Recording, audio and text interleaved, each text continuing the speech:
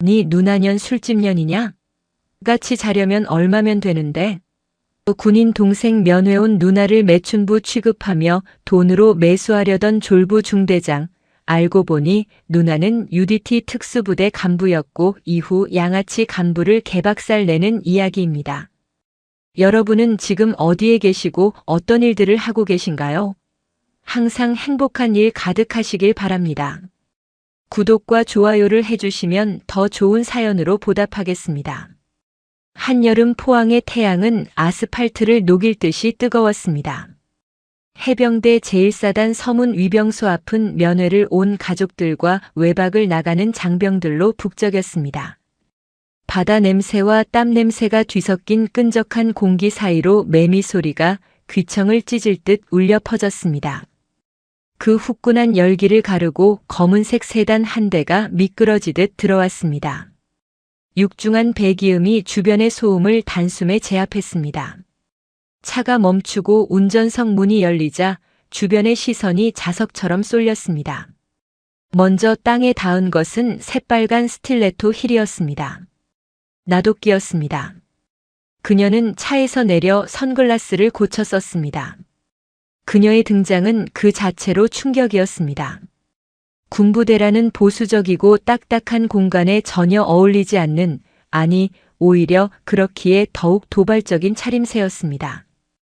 등 라인이 과감하게 파인 검은색 홀터넥 원피스는 그녀의 탄탄한 등, 근육과 잘록한 허리를 고스란히 드러냈습니다. 치맛단은 허벅지 위쪽에서 멈추어 운동으로 다져진 매끈한 다리 라인을 강조했습니다. 후. 날씨 한번 죽이네. 도끼는 손부채질을 하며 위병소로 걸어갔습니다. 근무를 서던 헌병들의 눈이 휘둥그레졌습니다. 침을 꼴깍 삼키는 소리가 들릴 정도였습니다. 그녀가 걸을 때마다 붉은 힐이 또각또각 소리를 내며 포항의 뜨거운 바닥을 찍어 눌렀습니다. 수고 많습니다. 면회 왔습니다. 도끼가 헌병에게 신분증을 건넸습니다. 헌병은 신분증과 도끼의 얼굴을 번갈아 보며 말을 더듬었습니다. 아, 예. 방문 목적과 대상자를 확인하겠습니다. 제1상륙장 갑차대대 나선우 일병 누나입니다. 도끼는 윙크를 하며 미소 지었습니다. 헌병의 얼굴이 붉게 달아올랐습니다. 무전기를 잡은 손이 떨렸습니다. 지휘통제실, 여기는 서문. 면회객 도착. 일병 나선우 누나랍니다. 근데 저기. 대박입니다. 진짜 모델이 왔습니다. 무전기 너머로 웅성거리는 소리가 들렸습니다. 잠시 후 차단기가 올라갔습니다. 도끼는 다시 차에 올라타 부대 안으로 진입했습니다. 주차장에 차를 세우고 내리자 작업 중이던 해병들이 일손을 놓고 넋을 잃은 채 그녀를 바라보았습니다. 개미 새끼 한 마리 지나가도 다 보인다는 군대에서 도끼의 등장은 핵폭탄급 이슈였습니다.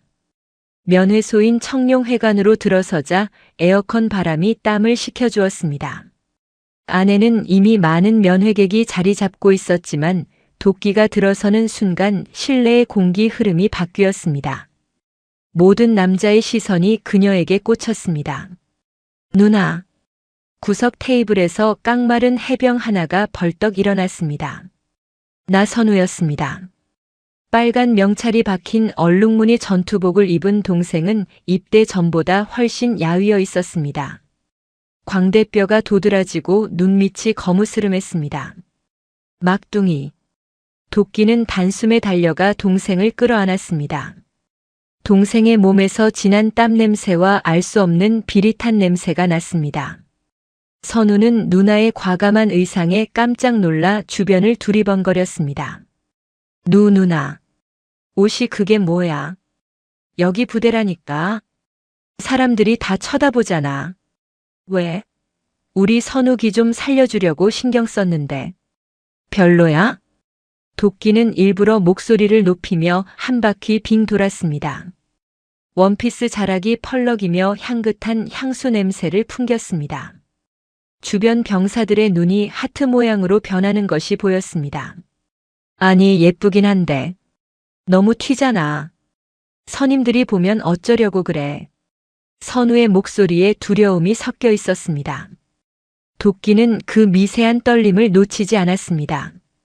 UDT 시절 수많은 작전에서 적의 심리를 읽어냈던 그녀의 감각이 경고등을 켰습니다. 앉아봐. 누나가 맛있는 거 많이 싸왔어. 도끼는 도시락을 펼쳤습니다. 갈비찜, 잡채, 과일 등 선우가 좋아하는 음식들로 가득했습니다. 선우는 젓가락을 들었지만 음식을 제대로 삼키지 못하고 깨작거렸습니다. 시선은 자꾸만 출입문 쪽을 향해 불안하게 움직였습니다. 왜 그래? 맛없어? 아니면 누가 괴롭혀? 도끼가 넌지시 물었습니다. 선우는 화들짝 놀라며 고개를 저었습니다. 아니야. 그런 거 없어. 그냥 날이 더워서 입맛이 좀 없네. 누나 음식은 최고지. 선우는 억지로 갈비찜을 입에 넣고 우물거렸습니다. 하지만 도끼는 보았습니다. 선우가 소매를 걷어 올릴 때 손목 안쪽에 선명하게 남은 푸르스름한 멍자국을. 그것은 단순한 훈련 상처가 아니었습니다. 누군가에게 강하게 잡히거나 비틀린 흔적이었습니다. 누가 건드렸구나. 도끼의 눈빛이 차갑게 가라앉았습니다. 하지만 내색하지 않았습니다. 지금 당장 추궁해봐야 겁먹은 동생은 입을 다물 것이 뻔했습니다. 그때 면회소 문이 거칠게 열리며 팔각모를 삐딱하게 쓴 해병 서너 명이 들어왔습니다. 군복상의 단추를 풀어 헤치고 껄렁하게 걷는 폼이 전형적인 부대 내 실세들이었습니다. 그중 가장 덩치가 크고 눈매가 사나운 병장이 두리번거리더니 도끼를 발견하고는 입꼬리를 비틀어 올렸습니다. 맹도칠 병장이었습니다. 그는 옆에 있는 후임의 옆구리를 찌르며 턱짓을 했습니다. 야, 저기 봐라. 나 선우 누나 왔다더니 진짜였네. 와, 몸매 봐라. 죽이는데? 맹도칠의 목소리는 일부러 들으라는 듯 컸습니다. 그들은 망설임 없이 도끼와 선우가 앉은 테이블로 다가왔습니다. 선우의 얼굴이 사색이 되었습니다. 젓가락을 내려놓고 벌떡 일어나 차려 자세를 취했습니다. 필승, 병장 맹도칠 해병님, 안녕하십니까? 선우의 목소리가 염소처럼 떨렸습니다. 맹도칠은 선우의 인사는 거들떠보지도 않고 도끼의 가슴과 다리를 훑어보았습니다. 끈적하고 불쾌한 시선이었습니다. 어이, 나선우. 누님 오셨으면 소개를 시켜줘야지. 혼자 맛있는 거 먹냐? 맹도칠이 킬킬거리는 웃음과 함께 도끼 맞은편 의자를 걷어차듯 뺀에 앉았습니다. 도끼는 천천히 젓가락을 내려놓고 고개를 들었습니다. 선글라스 너머로 보이는 그녀의 눈동자가 맹수처럼 번뜩였습니다. 일장은 늑대들이 양떼 속에 섞여 들어오며 막을 내렸습니다. 면회소의 공기는 순식간에 탁해졌습니다. 맹도칠이 자리를 잡자 나머지 일당들도 자연스럽게 합석했습니다. 좁은 테이블에 덩치 큰 남자들이 둘러앉으니 압박감이 상당했습니다. 도끼는 태연하게 물을 마시며 그들을 관찰했습니다. 맹도칠. 이름표에 적힌 이름. 눈빛에는 야비함과 폭력성이 가득했고 손에는 굳은 살이 박혀 있었습니다. 운동으로 생긴 굳은 살이 아니라 사람을 때리는데 익숙한 주먹이었습니다. 안녕하세요, 누님. 선우 맞선임 맹도칠 병장입니다. 선우가 하도 누나 자랑을 해서 궁금했는데 실물이 훨씬 낫네요. 아니, 그냥 죽여주십니다. 맹도칠이 능글맞게 웃으며 손을 내밀었습니다. 도끼는 그 손을 무시하고 선우를 바라보았습니다. 선우야, 친구들이니? 아니, 제 선임 해병님들이십니다. 저를 많이 챙겨주십니다. 선우는 맹도칠의 눈치를 보며 거짓말을 했습니다. 맹도칠은 내민 손이 무안했는지 슬그머니 거두며 도끼의 허벅지에 시선을 고정했습니다. 아이고, 친구라니요. 제가 하늘 같은 선임인데. 누님, 사회에서 뭐 하십니까? 몸매 관리하시는 거 보니까 평범한 직장인은 아니신 것 같은데. 필라테스? 요가? 아니면 모델? 운동 좀 해요. 도끼가 짧게 대답했습니다. 운동? 어쩐지 탄력이 장난 아니다 했습니다. 무슨 운동 하십니까? 밤운동? 맹도칠의 저급한 농담에 옆에 있던 후임들이 크크거리며 웃음을 터뜨렸습니다. 명백한 성희롱이었습니다. 일반 여성이었다면 수치심에 얼굴을 붉혔겠지만 도끼는 피식 웃음을 흘렸습니다. 밤운동이라. 좋아하긴 하죠. 체력이 좋아서 밤새 해도 안 지치거든요. 도끼의 도발적인 대꾸에 맹도칠의 눈이 반짝였습니다. 그는 도끼가 자신의 농담을 받아준다고 착각했습니다. 와, 누님 화끈하시네. 제 스타일입니다. 저 곧 저녁하는데 나가서 술 한잔 하시죠. 제가 힘 하나는 장사거든요. 밤새 놀아드릴 수 있습니다. 맹도칠은 테이블 밑으로 다리를 뻗어 도끼의 다리를 툭 건드렸습니다. 도끼는 다리를 살짝 빼며 그의 눈을 똑바로 응시했습니다. 글쎄요. 저 감당하실 수 있겠어요? 뼈도 못 추릴 텐데. 하하. 뼈를 못 추린다니. 제가 누님 뼈가 녹을 때까지 사랑해 드릴 수 있습니다. 그때 또 다른 불청객이 등장했습니다. 깔끔하게 다림질된 전투복을 입은 장교가 면회소 안으로 들어왔습니다. 중대장 위대한 대위였습니다. 그는 맹도칠 일행을 보고 인상을 찌푸리더니 도끼를 발견하고는 표정이 순식간에 밝아졌습니다. 여기서 뭐 하는 건가? 면회 오신 분 불편하게. 위대한이 짐짓 근엄한 척하며 다가왔습니다. 맹도칠 일당이 벌떡 일어나 경례했습니다. 필승, 중대장님 식사하러 왔습니다. 시끄럽고 저리 가서 먹어. 내가 손님 응대할 테니까. 위대한은 맹도칠을 쫓아내고 그 자리에 앉았습니다.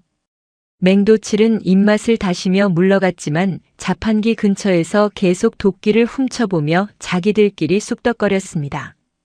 위대한은 자신의 명함을 도끼에게 건넸습니다. 제1상륙장 갑차대대 이중대장 위대한 대위입니다. 선우가 제 부하입니다. 미인이 오셨다는 보고를 받고 인사드리러 왔습니다. 그의 눈빛 역시 맹도칠과 다를 바 없었습니다. 탐욕과 음흉함. 다만 계급장이라는 포장지로 조금 더 그럴듯하게 감췄을 뿐이었습니다. 반갑습니다. 나도끼입니다. 도끼? 이름이 아주 강렬하시네요. 외모만큼이나 인상적입니다. 그나저나 선우가 요새 군 생활에 적응을 좀 힘들어하던데 누님이 이렇게 오셨으니 힘이 나겠군요. 혹시 시간 되시면 제 사무실에서 차라도 한잔 하시겠습니까? 선우 휴가 문제라던가 보직 변경 같은 것도 제가 도와드릴 수 있는데. 위대한은 대놓고 권력을 이용해 거래를 제안했습니다. 자신의 사리 사욕을 채우기 위해 부하의 누나를 유인하려는 수작이었습니다. 마음은 감사합니다만 동생이랑 할 얘기가 밀려서요. 다음에 기회 되면 하죠. 도끼는 정중하지만 단호하게 거절했습니다. 위대한의 표정이 일순간 굳어졌습니다. 자존심에 상처를 입은 듯 했습니다. 기회라. 군대에서 기회는 자주 오지 않습니다. 특히 선우 같은 관심 병사에게는 더더욱. 위대한은 은근한 협박을 남기고 자리에서 일어났습니다. 뭐 알겠습니다. 필요한 거 있으면 연락 주십시오. 제 번호는 명함에 있습니다. 밤늦게라도 상관없으니 편하게 하세요. 위대한이 사라지자 선우는 고개를 푹 숙였습니다. 어깨가 잘게 떨리고 있었습니다. 누나, 미안해. 나 때문에. 내가 뭐가 미안해. 저런 놈들이 쓰레기인 거지. 도끼는 동생의 손을 꽉 잡았습니다. 선우의 손은 얼음장처럼 차가웠습니다. 도끼는 직감했습니다. 이 부대는 썩었습니다. 머리부터 발끝까지. 면회 시간이 끝나갈 무렵 도끼는 선우를 배웅하며 귓가에 속삭였습니다. 선우야, 무슨 일 있으면 참지 마. 알았지? 누나 믿고 다 질러버려. 누나가 책임질게. 응. 알았어. 조심히 가. 선우는 힘없이 대답했습니다. 도끼는 차에 올라타면서 백미러로 동생을 확인했습니다. 선우의 뒷모습이 너무나 작고 위태로워 보였습니다. 그리고 그 뒤로 맹도칠과 위대한이 어슬렁거리며 다가가는 모습이 보였습니다. 도끼는 핸들을 꽉 쥐었습니다. 당장이라도 차를 돌려 저들을 들이받고 싶었지만 아직은 때가 아니었습니다. 증거가 필요했습니다. 놈들의 추악한 민낯을 만천하에 까발릴 결정적인 증거가. 하지만 도끼가 떠난 직후 포항의 밤은 예상보다 훨씬 더 잔혹하게 선우를 덮쳤습니다. 저녁 점호가 끝난 후 생활관의 불이 꺼졌습니다. 하지만 이중대 3소대의 생활관은 잠들지 않았습니다. 맹도칠 병장이 침상 위에 양반 다리를 하고 앉아 있었고 그 앞에는 팬티 차림의 나선우 일병이 무릎을 꿇고 있었습니다. 커튼은 굳게 닫혔고 문 앞에는 망을 보는 후임이 서 있었습니다. 완벽한 밀실. 그곳은 맹도칠의 왕국이었습니다. 야, 나선우. 맹도칠이 씹고 있던 껌을 바닥에 뱉으며 불렀습니다. 일병 나선우. 목소리 까라. 쥐새끼처럼 굴지 말고. 오늘 내 누나 쩔더라. 향수 냄새가 아직도 코끝에 맴돈다. 야, 솔직히 말해봐. 내 누나 뭐하는 여자냐? 사회에서 운동하셨다고 들었습니다. 운동? 지랄하네. 야, 그 옷차림이랑 몸매가 무슨 운동이냐? 딱 봐도 밤이라는 에이스지. 강남 10%냐? 아니면 포항 01대 룸살롱이냐? 맹도칠의 말에 주변에 있던 상병들이 킥킥거렸습니다. 선우의 주먹이 부들부들 떨렸습니다. 자신을 때리고 욕하는 건 참을 수 있었습니다. 하지만 어머니나 다름없는 누나를 창녀 취급하는 것은 견딜 수 없는 모욕이었습니다. 저희 누나. 그런 사람 아닙니다. 선우가 이를 악물고 말했습니다. 아니긴 뭐가 아니야. 야, 내가 전역하고 돈 좀 모아서 갈 테니까 싸게 좀 해달라고 해라. 동생 찬스 좀 쓰자. 2차도 되냐? 너네 누나 가슴 사이즈 보니까 자연사는 아니던데 만져보면 알겠지. 그만하십시오. 선우가 고함을 지르며 벌떡 일어났습니다. 정적이 흘렀습니다. 이등병도 아닌 일병 나부랭이가 병장에게, 그것도 실세인 맹도칠에게 소리를 지른 것입니다. 맹도칠의 표정이 험악하게 일그러졌습니다. 이 새끼가 돌았나? 맹도칠이 자리에서 일어나자마자 선우의 복부를 걷어찼습니다. 선우가 외마디 비명과 함께 뒤로 낮아빠졌습니다. 맹도칠은 멈추지 않았습니다. 쓰러진 선우의 머리채를 잡고 관물대에 처박았습니다. 쿵 소리와 함께 선우의 이마가 찢어지고 피가 흘러내렸습니다. 감히 선임한테 대들어? 내 누나가 걸레 같아서 걸레라고 했는데 뭐가 불만이냐? 맹도칠은 군화발로 선우의 옆구리와 허벅지를 무자비하게 짓밟았습니다. 뼈가 울리는 고통이 전해졌지만 선우는 비명을 지르는 대신 맹도칠을 노려보았습니다. 그 눈빛은 예전에 겁먹은 사슴의 눈이 아니었습니다. 도끼가 서린 눈이었습니다. 눈 안 깔아? 이 새끼가 진짜 죽고 싶나? 맹도칠은 선우의 눈빛에 순간적으로 섬찟함을 느꼈지만 곧 더 큰 폭력으로 공포를 덮으려 했습니다. 야, 애들 불러. 이 새끼 오늘 교육 좀 시켜야겠다. 창고로 끌고 가. 후임병 2명이 달려들어 피투성이가 된 선우를 질질 끌고 나갔습니다. 복도를 지나 구석진 보일러실 겸 창고로 던져졌습니다. 차가운 시멘트 바닥에 내동댕이 쳐진 선우는 숨을 헐떡였습니다. 철컥. 문이 잠기고 맹도칠과 일당들이 선우를 에워쌌습니다. 맹도칠은 스마트폰을 꺼내 카메라를 켰습니다. 야, 벗어. 안 들려? 다 벗으라고. 내 누나처럼 너도 벗어서 몸매 자랑 좀 해봐. 누나한테 영상 보내주게. 선우는 움직이지 않았습니다. 그러자 맹도칠이 눈짓을 보냈고 후임들이 달려들어 선우의 속옷마저 찢어발겼습니다. 알몸이 된 선우는 바닥에 웅크렸습니다. 수치심과 분노로 온몸이 불타는 것 같았습니다. 춤춰봐. 섹시하게. 내 누나 흉내 좀 내보라고. 맹도칠이 선우의 엉덩이를 발로 툭툭 쳤습니다. 개자식들아. 선우의 입에서 나지막한 욕설이 흘러나왔습니다. 뭐라고 했냐? 개자식들이라고 했다. 너희들이 군인이냐? 양아치 새끼들이지. 선우가 괴성을 지르며 맹도칠의 다리를 물어뜯었습니다. 예상치 못한 반격에 맹도칠이 비명을 지르며 넘어졌습니다. 아, 이 미친 새끼가. 선우는 맹도칠의 멱살을 잡고 주먹을 휘둘렀습니다. 하지만 중과부적이었습니다. 주변에 있던 4~5명의 병사들이 동시에 선우를 덮쳤습니다. 무자비한 집단 구타가 시작되었습니다. 주먹과 발이 소나기처럼 쏟아졌습니다. 밟아. 죽여버려. 맹도칠이 악을 썼습니다. 선우의 의식이 희미해져 갔습니다. 갈비뼈가 부러지는 듯한 뚝소리가 났고 입안은 피 비린내로 가득 찼습니다. 그때 창고 문이 열리며 위대한 중대장이 들어왔습니다. 뭐 하는 거야 시끄럽게. 병사들이 동작을 멈추고 차려 자세를 취했습니다. 바닥에는 선우가 피떡이 되어 쓰러져 있었습니다. 위대한은 그 참혹한 광경을 보고도 눈 하나 깜짝하지 않았습니다. 중대장님, 이 새끼가 하극상을 일으켰습니다. 제가 훈계 좀 하려고 했는데 저를 공격했습니다.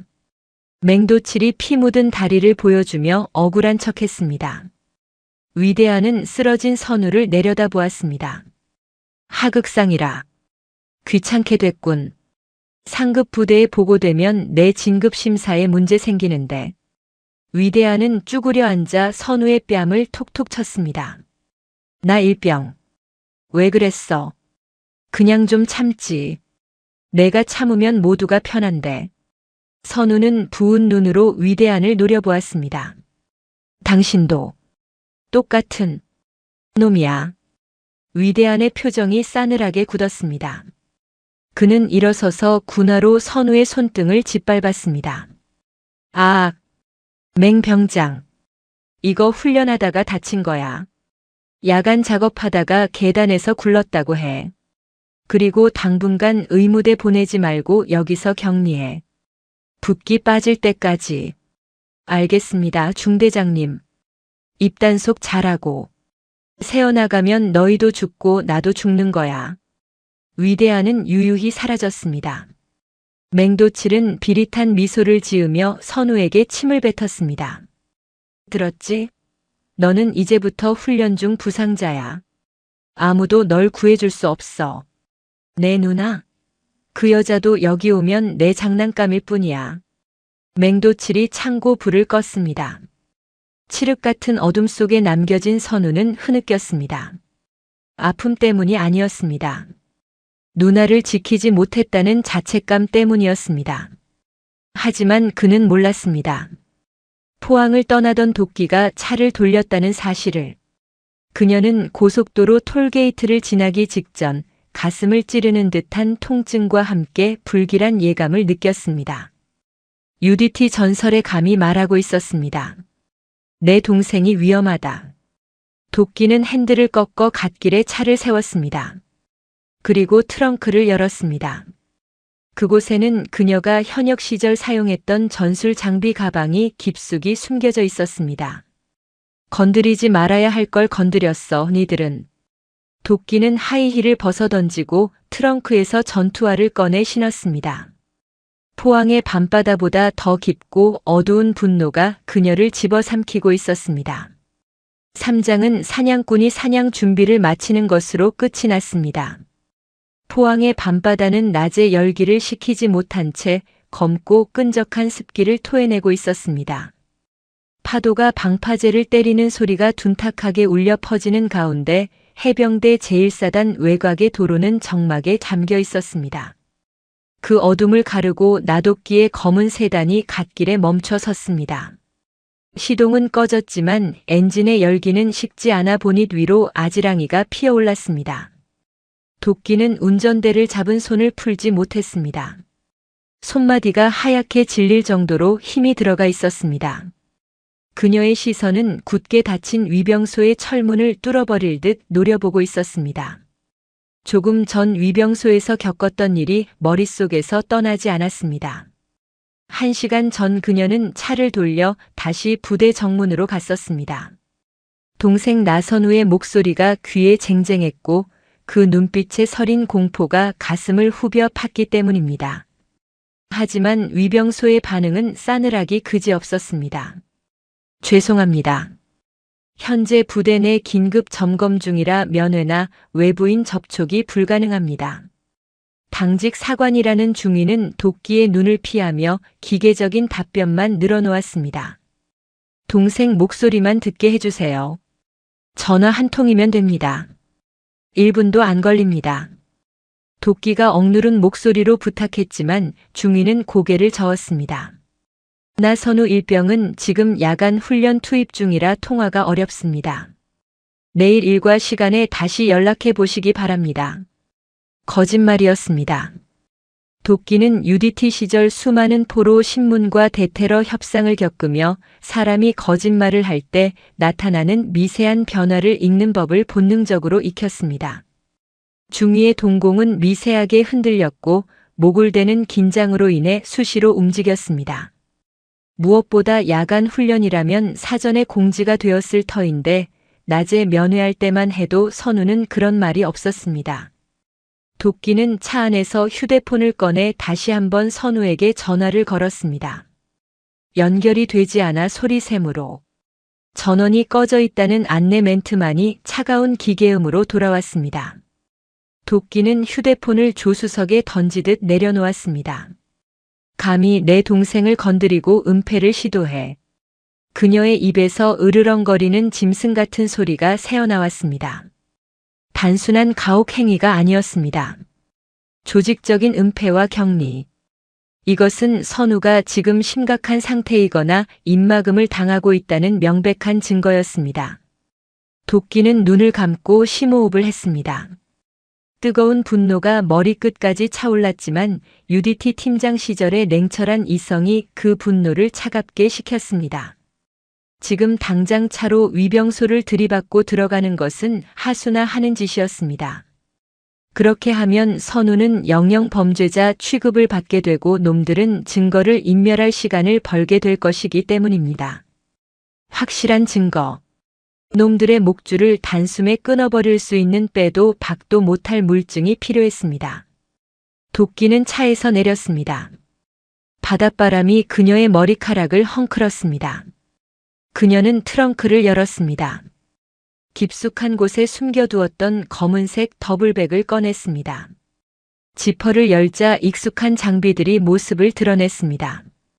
현역 시절 사용했던 전술 단검, 야간 투시경, 그리고 칠흑 같은 어둠에 몸을 숨길 수 있는 검은색 잠수복과 전술 조끼였습니다. 오늘 밤 포항 앞바다는 피로 물들 거야. 도끼는 트렁크 문을 닫았습니다. 쿵 하는 소리가 마치 전쟁의 서막을 알리는 북소리처럼 들렸습니다. 한편 부대 내 가장 구석진 곳에 위치한 유류 창고 뒤편 컨테이너 박스. 그곳은 지도에도 표기되지 않은 그들만의 아지트이자 고문실이었습니다. 좁은 컨테이너 안은 담배 연기와 땀 냄새 그리고 비릿한 혈향으로 가득 차 있었습니다. 나선우는 바닥에 쓰러진 채 가쁜 숨을 몰아쉬고 있었습니다. 온몸은 멍투성이었고 왼쪽 눈은 퉁퉁 부어 앞이 보이지 않을 지경이었습니다. 입고 있던 속옷마저 찢겨나가 나신으로 차가운 철제 바닥에 웅크리고 있었습니다. 야 일어나. 자냐. 맹도칠 병장이 군화발로 선우의 옆구리를 툭툭 찼습니다. 선우는 고통에 신음하며 몸을 뒤척였습니다. 엄살 부리지 마. 아직 시작도 안 했어. 야 김상병 술 가져와. 맹도칠은 간이 테이블에 앉아 소주병을 땄습니다. 그의 옆에는 중대장 위대한 대위가 다리를 꼬고 앉아 있었습니다. 위대한은 이 상황이 그저 지루하다는 듯 하품을 했습니다. 맹병장 적당히 하고 끝내자. 내일 감찰 나올 수도 있으니까 티 안 나게 해. 위대한의 말은 선우를 걱정해서가 아니었습니다. 자신의 안위를 위한 보신주의 발언이었습니다. 걱정 마십시오, 중대장님. 안 보이는 곳만 골라서 패고 있습니다. 그리고 이 새끼 맷집이 좋아서 금방 회복할 겁니다. 야, 나 선우 노래 한 곡 뽑아봐라. 분위기 좀 살리게. 맹도칠이 안주로 먹던 오징어 다리를 선우의 얼굴에 던졌습니다. 누나 생각하면서 불러봐. 우리 누나는 콜걸입니다. 뭐 이런 가사 없냐? 주변에 있던 후임병들이 낄낄거리며 웃었습니다. 선우는 치밀어 오르는 수치심에 입술을 깨물었습니다. 피가 맺힌 입술 사이로 억눌린 목소리가 흘러나왔습니다. 죽여. 버릴 거야. 뭐라고? 안 들린다. 크게 말해봐. 맹도칠이 귀를 가져다 대며 조롱했습니다. 너희들 다. 우리 누나가 가만 안 둘 거야. 뼈까지 씹어 먹을 거라고. 선우의 눈빛이 도끼를 품고 번뜩였습니다. 그 눈빛에 맹도칠은 순간 등골이 서늘해짐을 느꼈습니다. 하지만 곧 자존심이 상한 듯 얼굴을 붉혔습니다. 이 새끼가 아직도 정신을 못 차렸네. 야, 물 가져와. 정신 번쩍 들게 해줄 테니까. 후임병들이 커다란 물통을 들고 왔습니다. 맹도칠은 선우의 머리채를 잡고 뒤로 젖혔습니다. 그리고 얼굴에 물을 들이부었습니다. 푸헉, 컥, 컥. 선우가 숨을 쉬지 못해 발버둥 쳤습니다. 코와 입으로 물이 쏟아져 들어왔습니다. 이것은 명백한 고문이었습니다.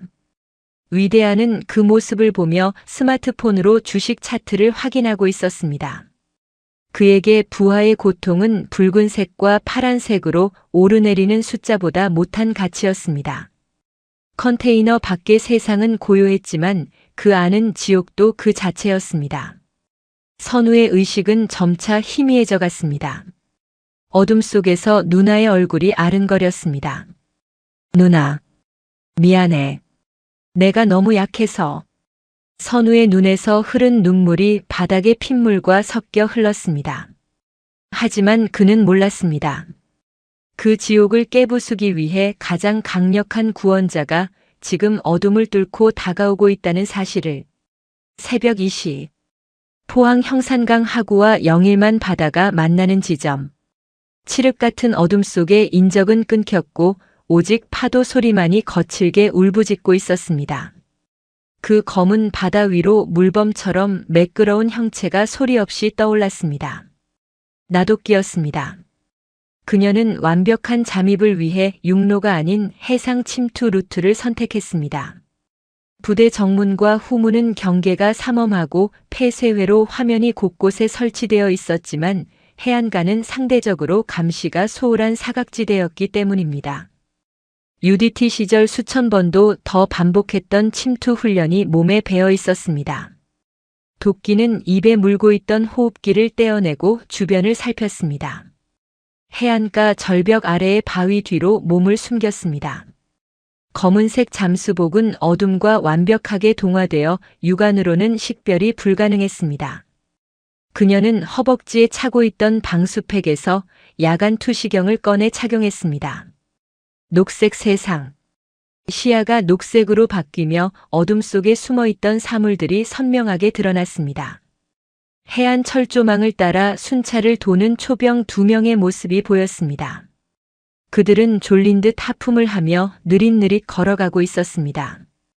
그들의 군화 소리가 멀어질 때까지 도끼는 숨소리조차 내지 않고 기다렸습니다. 초병들이 시야에서 사라지자 도끼는 움직이기 시작했습니다. 바위와 바위 사이를 도약하는 그녀의 움직임은 중력을 거스르는 듯 가볍고 날렵했습니다.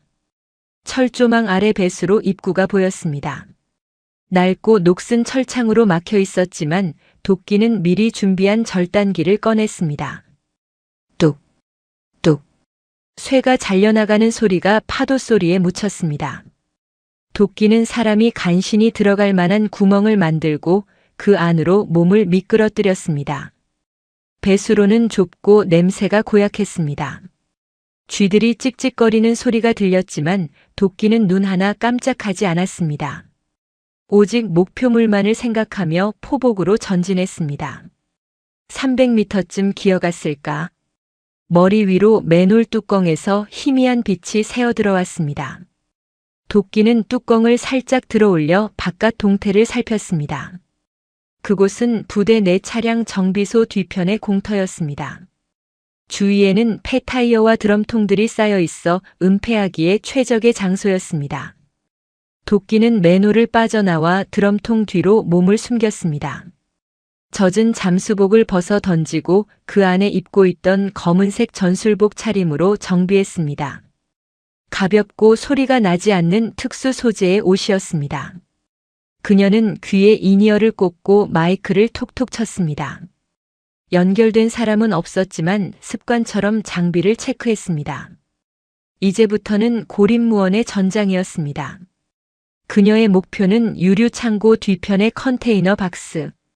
낮에 위대안의 사무실을 염탐하러 갔을 때 책상 위에 놓인 부대 배치도에서 유독 빨간색으로 표시된 구역을 눈여겨봐 두었습니다. 일반 병사들의 출입이 통제된 구역. 그곳에 놈들의 아지트가 있을 것이라는 강한 확신이 들었습니다. 도끼는 그림자처럼 이동했습니다. 건물의 그림자에서 나무의 그림자로 다시 차량의 그림자로. 그녀의 발소리는 고양이보다 조용했습니다.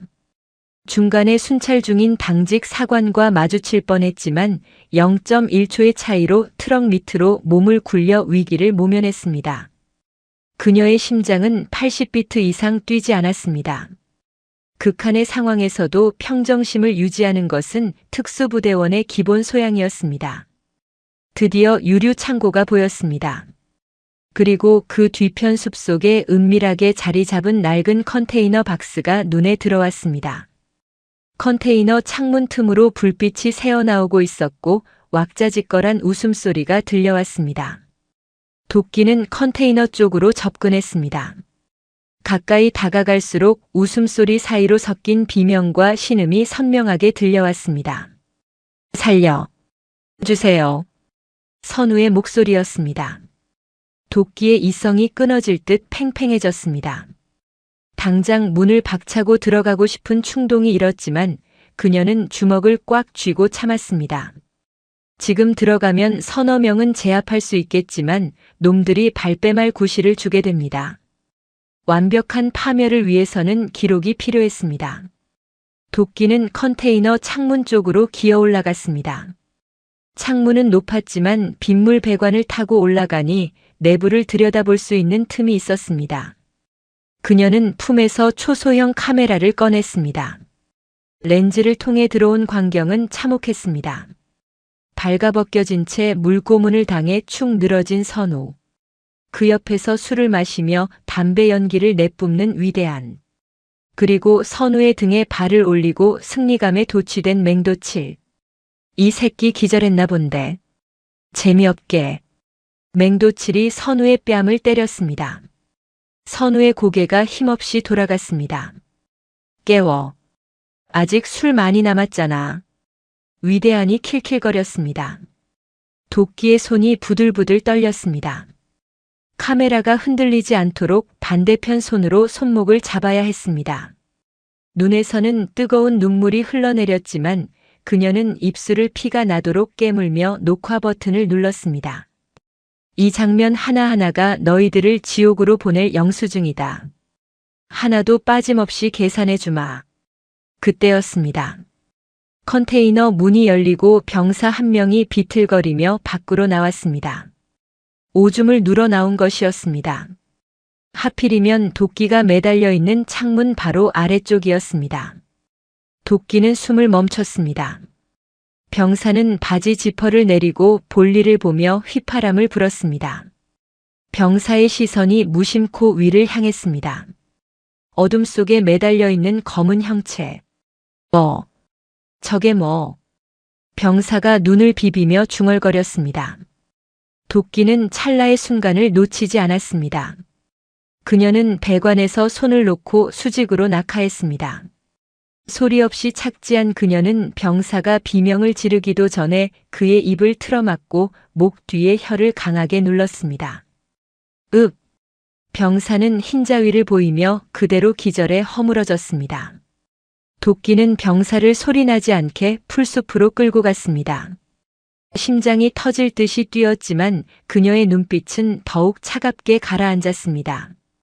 이제 돌이킬 수 없었습니다. 존재가 발각되는 것은 시간 문제였습니다. 도끼는 카메라를 안전하게 주머니에 넣고 다시 컨테이너를 노려보았습니다. 기다려 선우야. 누나가 문 열러 간다. 도끼는 허리춤에 찬 전술 단검을 뽑아들었습니다. 검은 칼날이 달빛을 받아 서늘하게 빛났습니다. 항구의 그림자 속에서 사신이 낫을 들고 일어섰습니다. 컨테이너 안의 공기는 탁했습니다. 맹도칠은 소주병을 들어 선우의 머리에 붓고 있었습니다. 알코올이 상처에 닿자 선우는 고통에 몸을 비틀었습니다. 따갑냐? 소독해주는 거야. 고마워해야지. 맹도칠이 비열하게 웃었습니다. 위대한은 안주를 씹으며 거들었습니다. 야 맹병장. 그만하고 옷이나 입혀. 냄새나서 술맛 떨어진다. 예 알겠습니다. 야 옷 가져와. 입혀서 구석에 처박아 놔. 맹도칠이 후임들에게 손짓했습니다. 그때 밖에서 둔탁한 소리가 들렸습니다. 무언가 무거운 것이 문에 부딪히는 소리였습니다. 뭐야? 김일병 오줌 싸러 가서 쓰러졌냐? 맹도칠이 짜증을 내며 문 쪽으로 걸어갔습니다. 그가 잠금 장치를 풀고 철문을 여는 순간이었습니다. 쾅! 문이 폭발하듯 열리며 맹도칠의 안면을 강타했습니다. 으악! 맹도칠이 코를 감싸 쥐고 뒤로 나뒹굴었습니다. 코뼈가 부러지는 소리가 적나라하게 울렸습니다. 열린 문틈으로 검은 그림자가 폭풍처럼 밀려들어왔습니다. 나도끼였습니다. 그녀의 등장은 그야말로 공포 그 자체였습니다. 검은색 전술복에 흐트러진 머리카락 그리고 살기로 번뜩이는 눈동자. 그녀는 사람이 아니라 지옥에서 기어올라온 아수라 같았습니다. 누나. 구석에 쓰러져 있던 선우가 흐릿한 눈으로 도끼를 알아보았습니다. 도끼의 시선이 찰나의 순간 동생에게 머물렀습니다. 처참한 동생의 몰골을 확인한 그녀의 이성이 완전히 끊어졌습니다. 이 개새끼들이. 도끼는 맹도칠을 향해 달려들었습니다. 쓰러진 맹도칠이 일어나려 하자 그녀는 군하시는 발로 그의 무릎 관절을 정확하게 밟아버렸습니다. 우드득. 꺄악. 맹도칠의 비명이 컨테이너를 찢어놓을 듯 울렸습니다. 다리가 기괴한 각도로 꺾였습니다. 뭐야? 잡아. 전연 잡아. 당황한 위대한이 소리쳤습니다. 안에 있던 후임병 서너 명이 겁에 질린 채 덤벼들었습니다.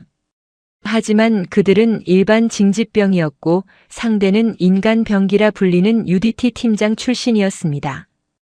가장 먼저 달려든 상병의 주먹을 가볍게 피한 도끼는 그의 팔을 잡고 그대로 업어치기를 시전했습니다.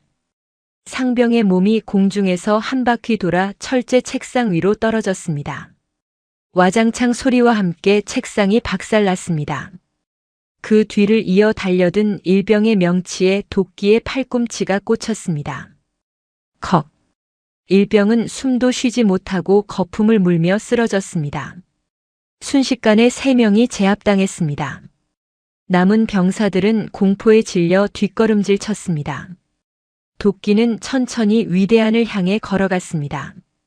위대한은 얼굴이 하얗게 질려 소파 뒤로 물러났습니다. 너 이거 주거 침입이야. 군사시설 침입죄라고. 내가 누군지 알아. 위대한이 덜덜 떨며 소리쳤습니다. 도끼는 대답 대신 주변에 있던 소주병을 집어들었습니다.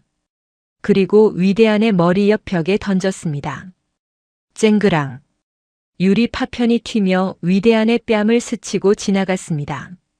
피가 주르륵 흘러내렸습니다. 알지. 위대한 대위. 내 동생을 이 꼴로 만든 쓰레기 대장. 도끼가 위대한의 멱살을 잡고 들어올렸습니다. 그녀의 악력은 남자인 위대한조차 숨을 쉴 수 없을 정도로 강력했습니다. 커허. 살려줘. 살려달라고. 내 동생이 살려달라고 할 때는 뭐 했어? 웃으면서 구경했지. 너도 똑같이 당해봐. 도끼는 위대한을 바닥에 내동댕이 쳤습니다. 그리고 바닥에 굴러다니는 찢어진 선우의 속옷을 집어 위대한의 입에 쳐넣었습니다. 입 닥쳐. 더러운 목소리 듣기 싫으니까. 도끼는 쓰러져서 신음하는 맹도칠에게 다시 다가갔습니다. 맹도칠은 부러진 다리를 부여잡고 기어가고 있었습니다. 살려주세요. 누님. 아니 선생님. 잘못했습니다. 잘못. 이제 와서. 아까는 내 뼈를 녹여준다며. 어디 한번 녹여봐. 도끼는 맹도칠의 손가락을 하나하나 꺾기 시작했습니다. 으악. 비명소리가 끊이지 않았지만 도끼의 표정은 변화가 없었습니다. 그것은 단순한 복수가 아니라 철저한 응징이었습니다. 이건 선우 머리 때린 손가락. 이건 선우 옷 벗긴 손가락. 이건 영상 찍은 손가락. 5 손가락이 모두 뒤틀렸습니다. 맹도칠은 고통에 못 이겨 기절했습니다. 도끼는 그를 발로 차서 깨웠습니다. 자지마. 내가 한 짓 다 기억해야지. 컨테이너 안은 완전히 평정되었습니다. 도끼는 거친 숨을 몰아쉬며 선우에게 다가갔습니다. 그리고 입고 있던 전술 재킷을 벗어 알몸인 선우를 덮어주었습니다. 선우야. 괜찮아. 누나 왔어. 도끼가 떨리는 손으로 동생의 피 묻은 얼굴을 닦아주었습니다. 선우가 힘겹게 눈을 뜨고 누나의 손을 잡았습니다. 누나. 다치지 마. 나 때문에. 바보야. 누나가 널 지키는 거지 내가 날 걱정할 때냐. 도끼는 눈물을 삼키며 선우를 안심시켰습니다. 이제 마무리를 지을 때였습니다. 그녀는 주머니에서 스마트폰을 꺼냈습니다. 그리고 저장된 단축 번호 1번을 눌렀습니다. 강철중 사령관. 신호가 가기도 전에 상대방이 받았습니다. 나소령. 무슨 일인가? 이 시간에. 중후하고 묵직한 목소리. 국군방첩 사령부의 실세이자 도끼의 옛 상관인 강철중 소장이었습니다. 사령관님. 접니다. 포항입니다. 도끼의 목소리는 차분했지만 그 안에 담긴 살기는 수학이 너머까지 전해질 정도였습니다. 무슨 사고라도 쳤나? 아니요. 청소를 좀 했습니다. 아주 더럽고 역겨운 쓰레기들을 치웠습니다. 그런데 양이 너무 많아서 혼자 치우기가 벅찹니다. 쓰레기차 좀 보내주십시오. 강철중은 잠시 침묵하더니 상황을 파악한 듯 물었습니다. 위치 불러. 해병대 1사단 유류창고 뒤편 무허가 컨테이너입니다. 제 동생이 여기서 고문당했습니다. 가해자는 현역 대위와 병장들입니다. 증거 영상 확보했고 현행범들 제압해 두었습니다. 제압이라. 반쯤 죽여놨다는 소리로 들리는군. 아직 숨은 붙어 있습니다. 제가 숨통 끊기 전에 빨리 와주시는 게 좋을 겁니다. 알겠다. 헌병대와 감찰팀 급파하마. 10분만 버텨. 절대 놈들 풀어주지 말고. 걱정 마십시오. 제 눈앞에서 도망칠 수 있는 놈은 없습니다. 전화를 끄는 도끼는 쓰러진 위대한과 맹도치를 싸늘하게 내려다보았습니다. 들었지? 10분 뒤면 너희 인생 끝나는 소리가 들릴 거야. 멀리서 사이렌 소리가 들려오기 시작했습니다. 포항의 밤하늘을 찢는 정의의 심판 소리였습니다. 도끼는 선우의 손을 꼭 잡고 그 소리를 기다렸습니다. 짐승의 굴이 무너져 내리고 있었습니다. 컨테이너 안의 공기는 폭풍 전야처럼 무거웠습니다. 바닥에 널브러진 맹도칠과 위대한은 고통과 공포에 질려 신음조차 제대로 내지 못했습니다. 나도끼는 그들의 숨통을 끊어놓고 싶은 충동을 억누르며 피투성이가 된 동생 나선우의 머리를 자신의 무릎에 뉘었습니다. 선우의 거친 숨소리가 도끼의 심장을 후벼 팠습니다. 누나, 나 추워. 선우가 덜덜 떨며 중얼거렸습니다. 도끼는 입고 있던 검은색 전술 재킷을 더욱 단단히 여며주었습니다. 그녀의 체온이 동생에게 전해지기를 간절히 바랐습니다. 조금만 참아. 이제 다 끝났어. 형들이 올 거야. 도끼의 말은 허공에 흩어지는 위로가 아니었습니다. 이미 포항 시내를 가로지르는 거대한 움직임이 감지되고 있었습니다. 그때였습니다. 위대한 대위가 비틀거리며 일어났습니다. 머리에서 흐른 피가 얼굴을 덮어 기괴한 몰골이었지만 살고자 하는 비열한 본능은 꺼지지 않았습니다. 그는 바지 주머니에서 스마트폰을 꺼내려 했습니다. 어딘가에 연락해 이 상황을 무마하거나 증거를 없애려는 수작이었습니다. 도끼는 고개를 돌리지도 않고 차갑게 말했습니다. 손 움직이면 손목 자른다. 위대한의 손이 허공에서 딱 멈췄습니다. 도끼의 목소리에 담긴 살기는 빈말이 아니었습니다. 그녀는 천천히 고개를 돌려 위대한을 노려보았습니다. 그 눈빛은 먹잇감을 앞에 둔 최상위 포식자의 것이었습니다. 내가 지금 할 수 있는 건 딱 하나야. 내가 저지른 짓을 뼈저리게 후회하면서 기다리는 것. 전화기 내려놔. 위대한은 덜덜 떨며 전화기를 바닥에 떨어뜨렸습니다. 이봐요. 도끼 씨. 아니 선생님. 우리 대화로 합시다. 제가 돈은 섭섭지 않게 챙겨드릴게. 우리 아버지 아시죠? 건설사 회장이십니다. 평생 먹고 놀 만큼 드릴 테니까 이거 덮읍시다. 네. 동생 치료비랑 위로금, 아니 합의금으로 10억? 20억? 부르는 대로 드릴게. 위대한은 돈이면 다 해결될 거라 믿는 전형적인 졸부의 자식이었습니다. 도끼는 피식 웃었습니다. 그 웃음은 위대한의 오금을 저리게 만들었습니다. 20억. 싸구려네. 내 동생 눈물 한 방울이 내 목숨값보다 비싸. 그리고 넌 상황 파악이 아직 안 되나 본데 지금 오고 있는 사람들은 내 아버지 돈으로 매수할 수 있는 레벨이 아니야. 그 말이 끝나기가 무섭게 컨테이너 밖에서 굉음이 들려왔습니다. 두두두두두두. 하늘을 찢는 듯한 프로펠러 소리. 한 대가 아니었습니다. 최소 2대 이상의 헬기가 저공 비행을 하며 부대 상공을 선회하고 있었습니다. 강력한 서치라이트 불빛이 컨테이너의 얇은 벽을 뚫고 들어올 듯 번쩍였습니다. 곧이어 날카로운 사이렌 소리가 사방에서 울려 퍼졌습니다. 부대 정문이 아니라 놈들이 숨어있던 유류 창고 쪽으로 직행하는 차량의 행렬이었습니다. 끼익, 쿵. 컨테이너 밖에서 타이어가 흙바닥을 긁는 소리와 함께 육중한 차량들이 멈춰 섰습니다. 그리고 확성기 소리가 울렸습니다. 국군 방첩사령부다.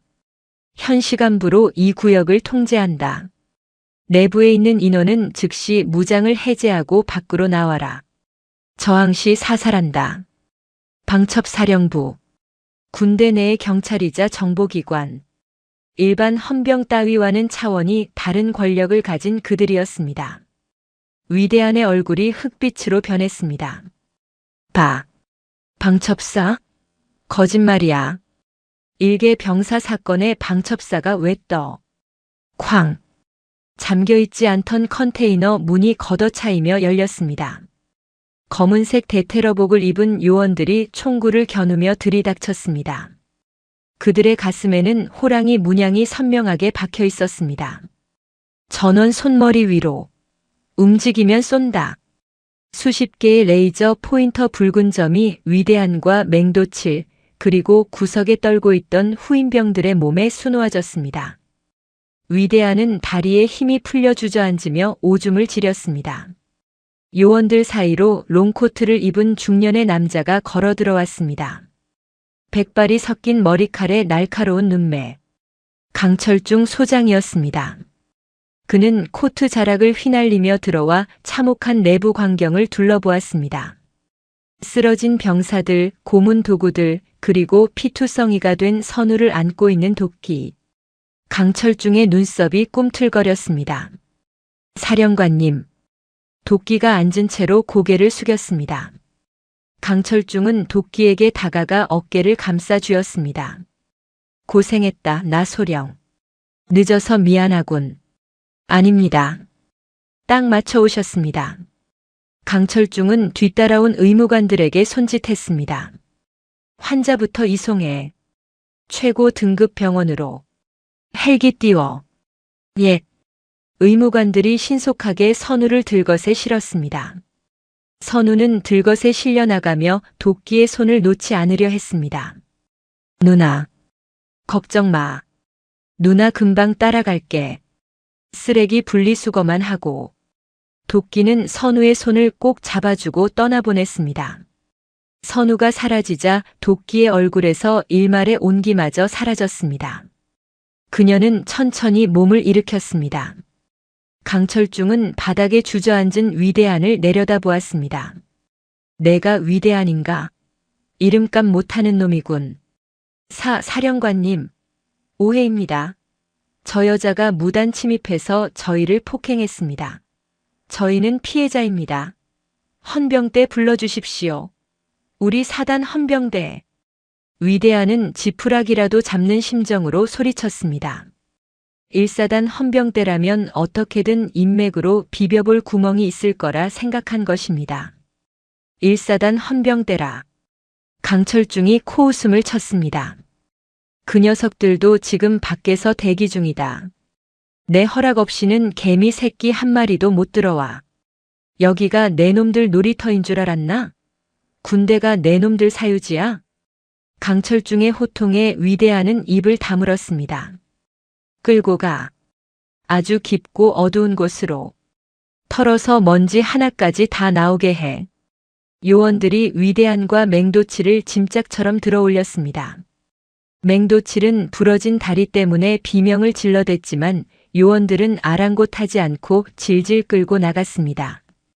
도끼는 그 모습을 지켜보며 주머니에서 확보한 증거물이 담긴 저장 장치를 꺼냈습니다. 사령관님, 여기 다 들어있습니다.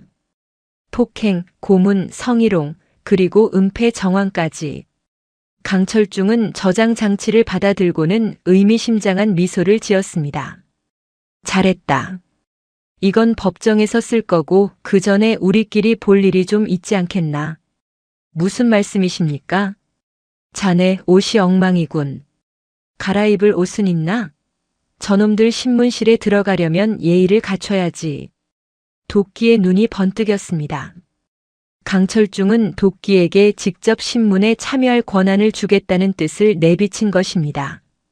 차에 정복이 있습니다. 좋아.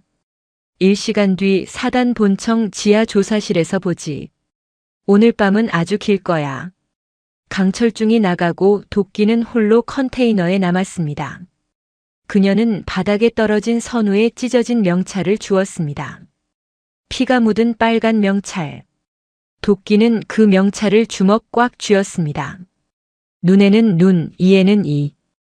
UDT 방식대로 해줄게. 도끼는 컨테이너를 나섰습니다. 밤 공기는 여전히 차가웠지만 그녀의 가슴 속 불길은 더욱 거세게 타오르고 있었습니다. 해병대 1사단 본청 지하 외부인의 출입이 철저히 통제된 특별조사실. 이곳은 평소에는 잘 쓰이지 않는 곳이었지만 오늘만큼은 지옥의 입구가 되었습니다. 형광등 불빛이 창백하게 내려앉은 복도에는 방첩사 요원들이 삼엄하게 경계를 서고 있었습니다. 조사실 1번 방. 그곳에는 위대한 대위가 손발이 묶인 채 철제 의자에 앉아 있었습니다. 그는 불안에 떨며 계속해서 다리를 떨었습니다. 야, 나 물 좀 줘. 인권위원회에 제소할 거야. 변호사 불러. 위대한이 고래고래 소리를 질렀지만 밖에서는 아무런 대꾸도 없었습니다. 그때 철문이 묵직한 소리를 내며 열렸습니다.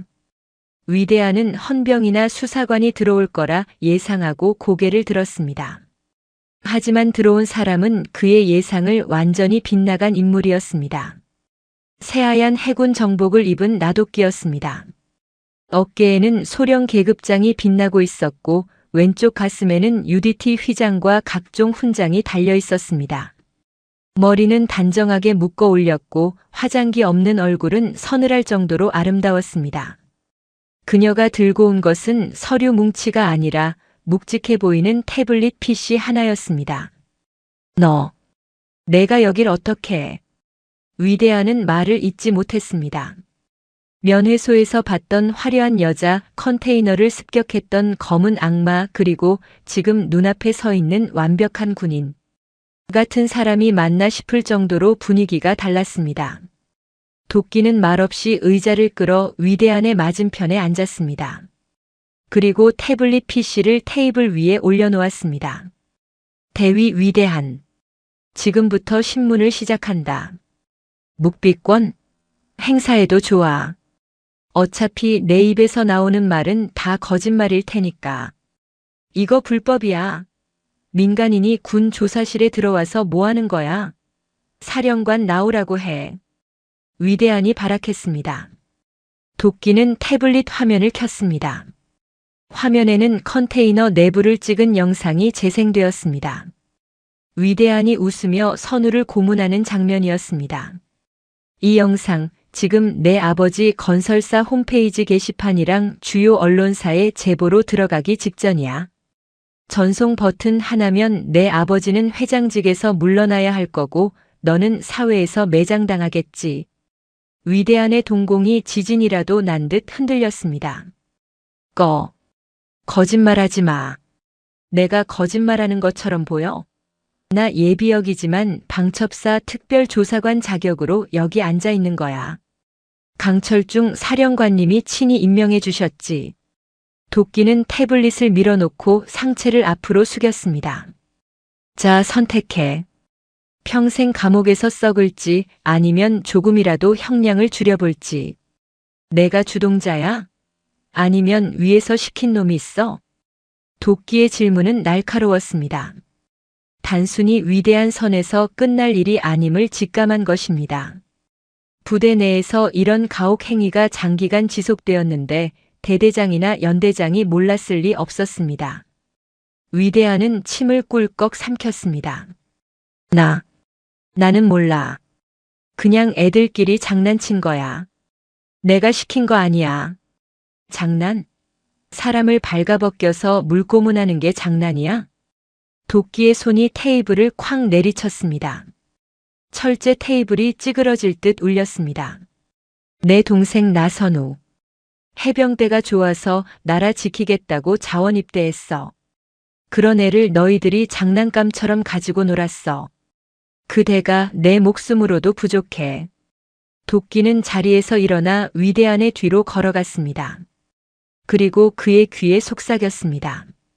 맹도칠은 이미 다 불었어. 내가 시켰다고. 내가 진급 스트레스 푼다고 애들 괴롭히라고 지시했다고. 그리고 횡령한 부식비로 도박한 것까지 다 말하던데. 이것은 도끼의 블러핑이었습니다. 하지만 멘탈이 붕괴된 위대한에게는 치명타였습니다. 그 개자식이 내가 언제 시켰어? 지가 좋아서 해놓고. 그리고 횡령은 대대장님이랑 같이 한 거야. 나는 심부름만 했어. 위대한이 덥석 미끼를 물었습니다. 도끼의 입꼬리가 살짝 올라갔습니다. 대대장? 대어가 낚였네. 계속해봐. 대대장이랑 뭘 했는데? 그게. 위대한은 뒤늦게 아차 싶었지만 이미 엎질러진 물이었습니다. 도끼의 압박 질문에 그는 줄줄이 불기 시작했습니다. 부식비 횡령, 유류 빼돌리기, 그리고 병사들을 이용한 사적인 노역까지. 이 부대는 그야말로 비리의 온상이었습니다. 같은 시각 옆방 2번 조사실. 맹도칠은 휠체어에 묶인 채 울고 있었습니다. 손가락은 붕대로 칭칭 감겨 있었고 다리에는 깁스를 하고 있었습니다. 그의 앞에는 강철중 사령관이 팔짱을 끼고 서 있었습니다. 살려주세요. 제발. 맹도칠은 콧물과 눈물로 범벅이 되어 있었습니다. 내가 한 짓을 생각해라. 살려달라는 말이 나오나. 강철중은 차갑게 일갈했습니다. 너 같은 놈들 때문에 성실하게 복무하는 군인들이 욕을 먹는 거야. 넌 군 형법 최고형을 피할 수 없을 거다. 위 중대장님이 시켜서 한 겁니다. 저는 그냥 시키는 대로. 비겁한 놈. 내 즐거움 때문에 때린 거 다 찍혔어. 영상 보니까 아주 신나서 날뛰더구만. 내가 한 말 기억나나? 뼈를 녹여준다고 했던가. 강철중이 맹도칠의 붕대 감긴 손가락을 툭 건드렸습니다. 맹도칠이 자지러지는 비명을 질렀습니다. 내 누나를 찾아서 강간하겠다고 협박했지? 그것도 특수 협박이야. 게다가 그 누나가 누군지 알고나 떠든 거냐? 맹도칠은 고개를 세차게 저었습니다. 그 여자. 아니 그분은 해군 특수전전단 전설의 팀장이었다. 훈련 때 혼자서 테러범 10명을 제압한 기록도 있지. 내가 건드린 건 양이 아니라 잠자던 용의 영린이었다. 맹도칠의 얼굴은 이제 공포를 넘어 절망으로 변해 있었습니다. 자신이 무슨 짓을 저질렀는지 누구를 건드렸는지 뼈저리게 깨닫는 순간이었습니다. 다시 1번 조사실. 도끼는 위대한의 진술을 녹음하고 있었습니다. 그러니까 대대장 무기나의 가혹 행위가 이루어졌고 그 대가로 내가 인사고과를 잘 받기로 되어 있었다는 거지. 네, 맞습니다. 위대한은 모든 것을 포기한 듯 고개를 떨구었습니다. 좋아. 아주 훌륭한 자백이었어. 도끼는 녹음기를 끄고 위대한의 어깨를 툭 쳤습니다. 이제 옷 벗을 준비해. 아, 그 전에.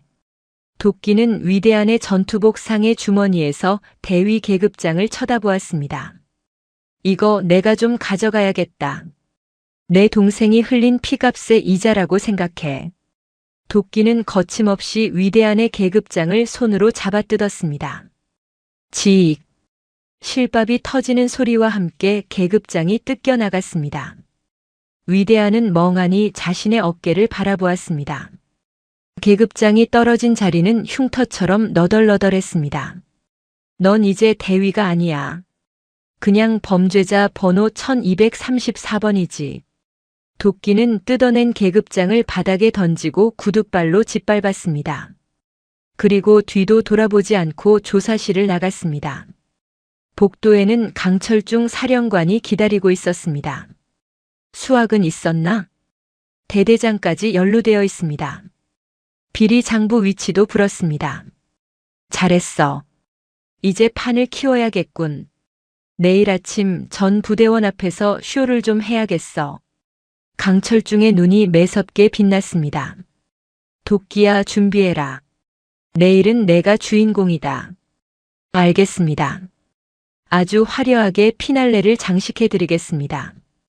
지하실의 공기는 차가웠지만 두 사람의 뜨거운 정의감은 그 차가움을 녹이고도 남았습니다.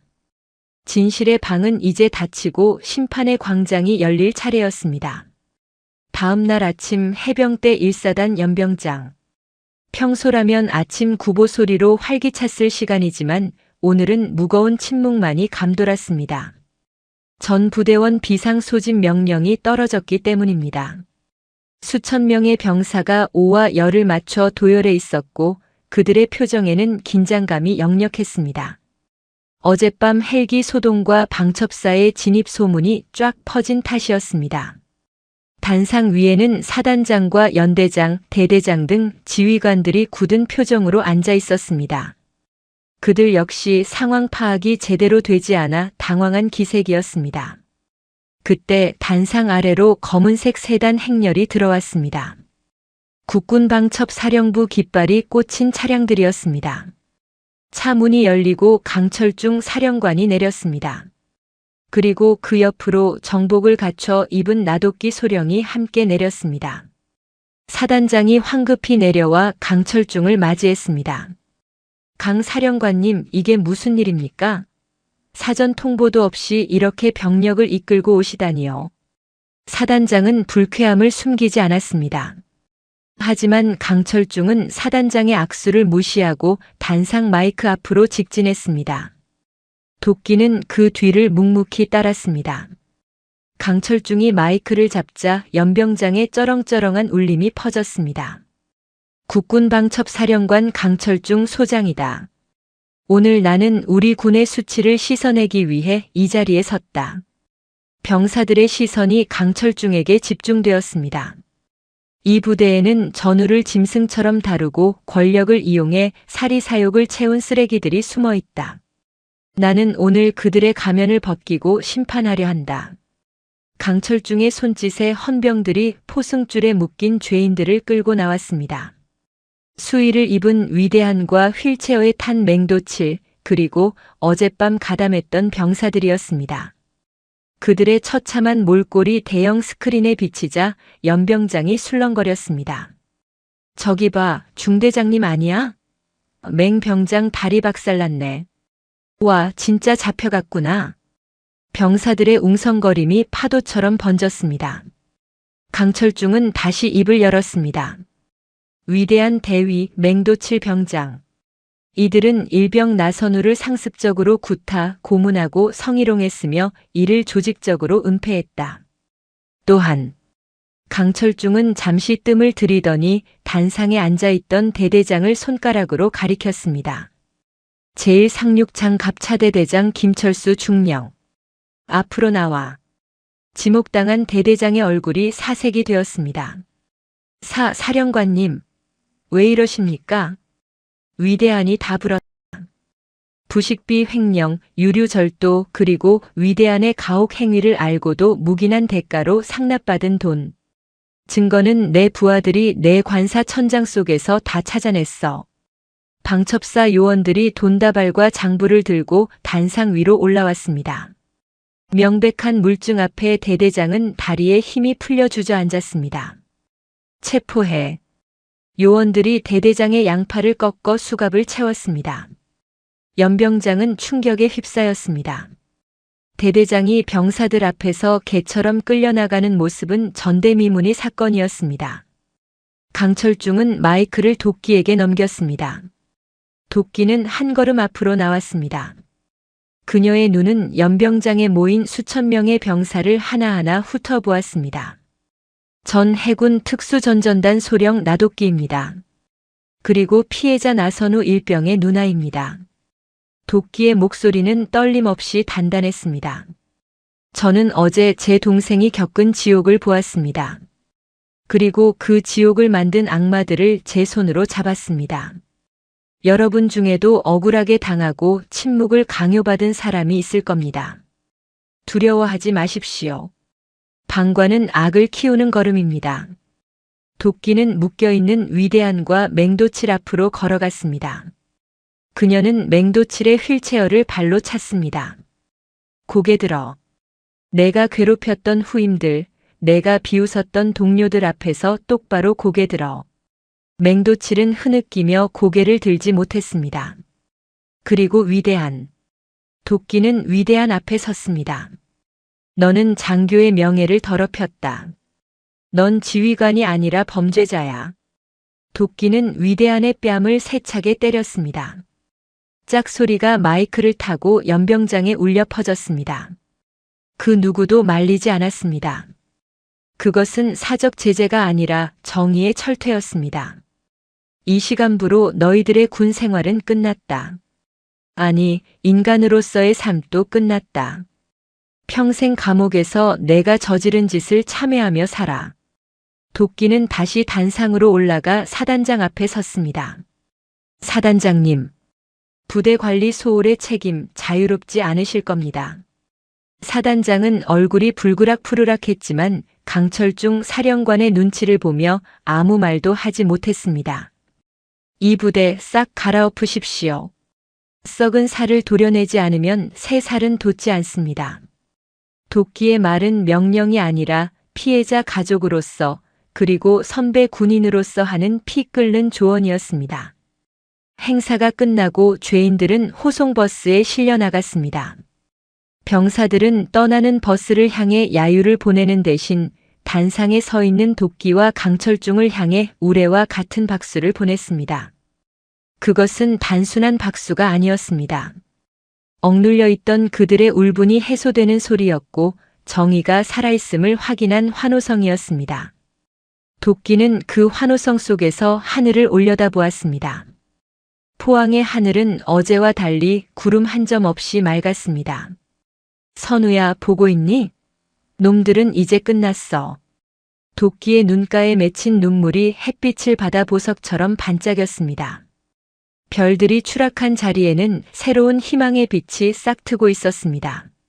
하지만 아직 끝이 아니었습니다. 선우의 회복과 남매의 새로운 시작이 남아 있었습니다. 도끼는 주먹을 꽉 쥐었습니다. 이제 진짜 치유의 시간이 시작될 차례였습니다. 폭풍이 휩쓸고 지나간 자리는 처참했지만 그 잔의 위로 비추는 햇살은 그 어느 때보다 투명했습니다. 해병대 1사단을 뒤흔들었던 가혹 행위 및 조직적 은폐 사건은 대한민국 전체를 분노로 들끓게 했습니다. 언론은 연일 군내의 부조리를 대서특필했고 국방부는 대대적인 개혁을 약속할 수밖에 없었습니다. 하지만 세상의 소란스러움과 달리 나도끼와 나선우 남매의 시간은 더디게 흘렀습니다. 사건 발생 6개월 후 대구에 위치한 제2작전 사령부 보통군사법원 대법정. 엄숙하다 못해 살얼음판 같은 긴장감이 감도는 법정 안은 방청객들로 발 디딜 틈이 없었습니다. 피해자 가족들과 취재진 그리고 군 인권단체 관계자들이 숨을 죽인 채 재판부의 입을 주시하고 있었습니다. 방청석 맨 앞줄에는 말끔한 정장 차림의 도끼와 아직 깁스를 풀지 못한 선우가 앉아 있었습니다. 선우의 얼굴에 남은 흉터는 옅어졌지만 그날의 공포는 여전히 그의 눈동자 깊은 곳에 그늘을 들이우고 있었습니다. 도끼는 떨리는 동생의 손을 자신의 두 손으로 꽉 감싸 쥐었습니다. 그 온기가 선우에게 전해져 미세한 떨림이 잦아들었습니다. 피고인 위대한 피고인 맹도칠. 기립. 재판장의 서리빨 같은 명령이 떨어지자 피고인석에 앉아있던 두 남자가 천천히 몸을 일으켰습니다. 불과 반년 전만 해도 부대 안에서 제왕처럼 군림하던 그들의 모습은 온데간데 없었습니다. 누런 수의를 입은 위대한은 수염이 덥수룩하게 자라 있었고 초점을 잃은 눈으로 허공을 응시했습니다. 그의 아버지인 건설사 회장이 막대한 돈을 들여 변호인단을 꾸렸지만 명백한 증거 영상 앞에서는 무용지물이었습니다. 휠체어에 앉은 맹도칠은 앙상하게 마른 채 고개를 푹 숙이고 있었습니다. 도끼에게 꺾였던 손가락과 다리는 수술을 받았지만 영구적인 장애가 남게 되었습니다. 재판장은 안경을 고쳐 쓰고 판결문을 읽어내려갔습니다. 피고인 위대한은 중대장이라는 지휘관의 지위를 악용하여 부대 내 가혹 행위를 묵인하고 조장하였으며 피해자 가족에게 금품을 요구하고 성적인 모욕을 가했다.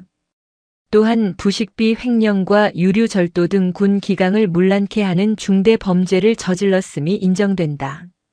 재판장의 목소리가 법정을 울릴 때마다 위대한의 어깨가 움찔거렸습니다. 피고인은 재판 과정에서 부하에게 책임을 전가하고 반성하지 않는 태도로 일관하였으며 이는 군인의 명예를 실추시키고 피해자에게 씻을 수 없는 고통을 주었다. 이에 재판부는 피고인을 사회와 영구히 격리할 필요성을 느낀다. 위대한이 다급하게 입을 열었습니다. 재판장님, 저는 억울합니다. 아버지가 기부금도 많이 냈고 제가 초범이지 않습니까? 선처해 주십시오. 위대한의 비굴한 외침에 방청석에서 야유가 터져 나왔습니다. 재판장은 싸늘한 눈빛으로 그를 일갈했습니다. 조용히 하라. 피고인의 아버지가 낸 기부금으로 피고인이 저지른 죄를 씻을 수는 없다. 재판장은 잠시 숨을 고른 뒤 주문을 낭독했습니다. 주문. 피고인 위대한을 파면 및 징역 12년에 처한다. 또한 횡령한 공금 3억 원을 추징한다. 12년 위대한이 믿을 수 없다는 듯 되물었습니다. 다리에 힘이 풀린 그가 바닥에 주저앉으며 오열했습니다. 안 돼. 내 인생이. 아빠 나 좀 꺼내줘. 추악한 몰락이었습니다. 재판장은 이어서 맹도칠을 향해 시선을 돌렸습니다. 피고인 맹도칠. 후임병을 상습적으로 구타하고 가혹 행위를 일삼았으며 특수 협박 및 상해를 가했다. 피고인의 행위는 인간의 존엄성을 짓밟는 잔혹한 범죄다. 맹도칠은 흐느끼며 손을 모아 빌었습니다. 잘못했습니다. 죽을 죄를 지었습니다. 주문. 피고인 맹도칠을 징역 8년에 처한다. 두 피고인은 피해자 나선우에게 각각 위자료 1억 원을 지급하라. 땅. 판사 봉소리가 법정의 공기를 갈랐습니다. 징역형과 파면 그리고 거액의 배상 판결. 정의가 구현되는 순간이었습니다. 헌병들이 울부짖는 위대한과 축 늘어진 맹도칠을 끌고 나갔습니다.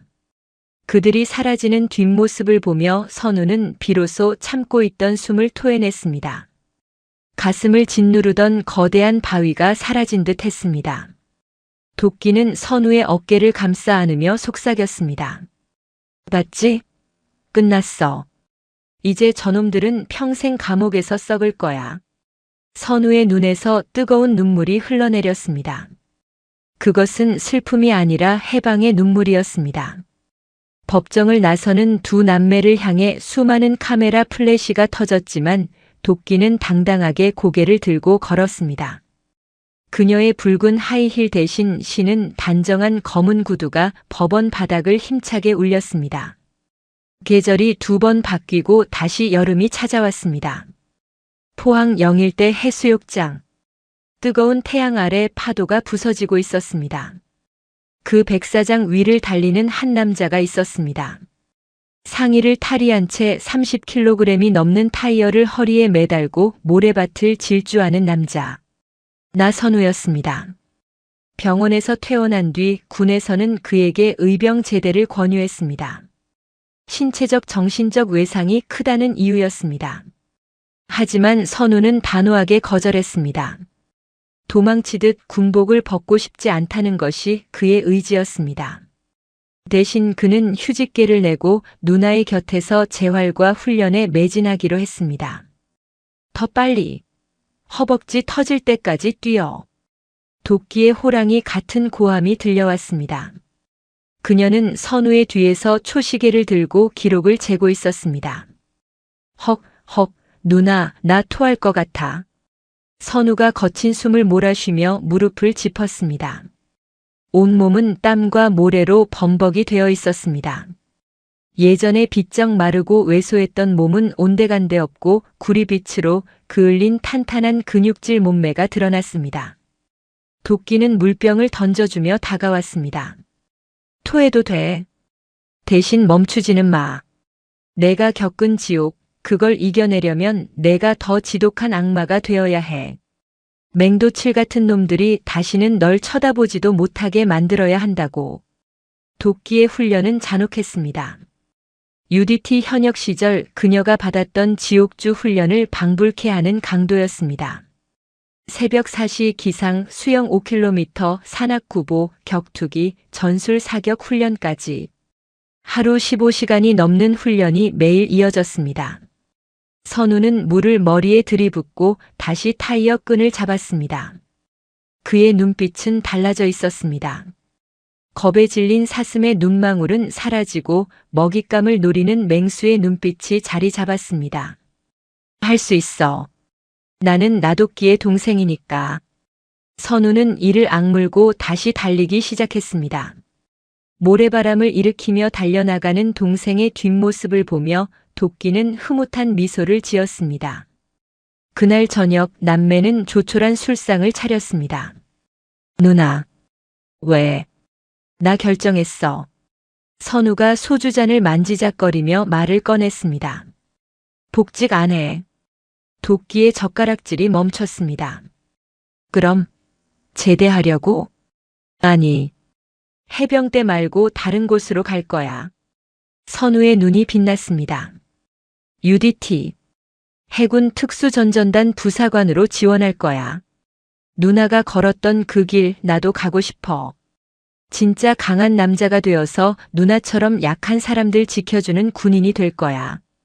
도끼는 잠시 말을 잇지 못했습니다. UDT 훈련이 얼마나 혹독한지 누구보다 잘 아는 그녀였습니다. 하지만 동생의 눈에서 보이는 결의는 꺾을 수 없는 것이었습니다. 후회 안 하겠어? 해병대 훈련이랑은 차원이 달라. 죽을 수도 있어. 이미 한 번 죽었다 살아났잖아. 누나가 구해줬으니까 이번 생은 덤이라고 생각해. 자신 있어. 도끼는 소주잔을 들어 선우의 잔에 부딪혔습니다. 좋아. 합격하면 누나가 소원 하나 들어준다.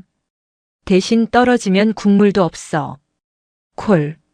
누나 지갑 딱 준비해놔. 두 남매의 웃음소리가 밤바다에 울려 퍼졌습니다.